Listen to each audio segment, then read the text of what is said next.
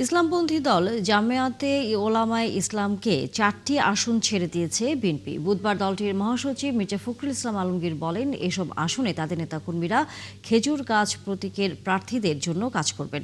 তিনি আরও জানান, নির্বাচন নিয়ে সরকারকে আরও কার্যকরী ভূমিকা নিতে হবে। এদিকে আসন ছাড় দেয়ায় বিএনপির প্রতি কৃতজ্ঞতা জানায় জমিয়তে ওলামায়ে ইসলাম।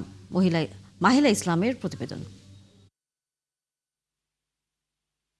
বিএনপির দীর্ঘদিনের জোটসঙ্গী ইসলামপন্থী দলগুলো এবার নিজেরাই একজোট হয়ে ভোটে লড়ার ঘোষণা দিয়েছে। রাজনীতির মাঠে ইসলাম মনোভাবাপন্নদের মধ্যে জনপ্রিয়তা ধরে রাখতে চায় বিএনপি। এবার পুরনো দল জমিয়ত ওলামায়ে ইসলামের সাথে আসন সমঝোতার ঘোষণা দিয়েছে দলটি। এর জন্য 4টি আসনে খেজুর গাছ প্রতীকের বিপরীতে না লড়ার সিদ্ধান্ত বিএনপির। যে সমস্ত আসন তাদের সাথে আমাদের সমঝোতা হয়েছে, ওই আসনে বিএনপির কোনো প্রার্থী থাকবে না। সারা বাংলাদেশে অন্যান্য আসনে ওনাদের কোনো প্রার্থী থাকবে না। আমরা সেই সমঝোতার মধ্যে উপনীত হয়েছি। নীলফামারী 1, নারায়ণগঞ্জ 4, সিলেট 5 এবং ব্রাহ্মণবাড়িয়া 2 আসনগুলোর জমিয়তকে ছেড়ে দিয়েছে বিএনপি। এই সমঝোতা করতে পেরে বেশ খুশি জমিয়তের নেতারা। জাতীয়তাবাদী দলই অন্য দলের চাইতে বেশি আস্থাভাজন, যার কারণে জাতি ও দেশের কল্যাণের জন্য আমরা জাতীয়তাবাদী দল শহীদ জিয়াউর রহমানের আপনার দল,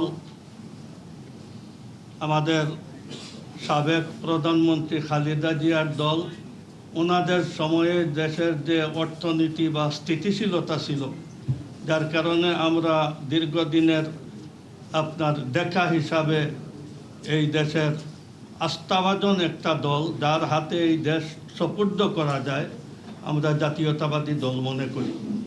সমঝোতা অনুষ্ঠানে বিএনপি মহাসচিব জানান, আসনগুলোতে কেউ বিদ্রোহী হলে ব্যবস্থা নেওয়া হবে।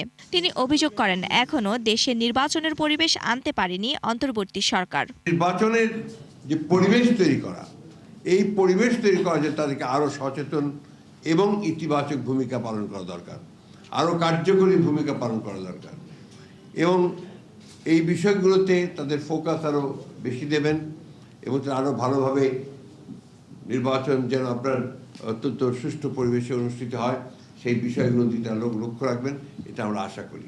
এদিকে যুগপৎ আন্দোলন ও শরিক দলগুলোর সাথে আর কোন কোন আসনে সমঝোতা হবে তা শিগগিরই জানানো হবে বলেও ঘোষণা দেন মির্জা ফখরুল। পার্টির সিদ্ধান্ত অপরিবর্তনীয়। মাহিলা ইসলাম, 71, ঢাকা।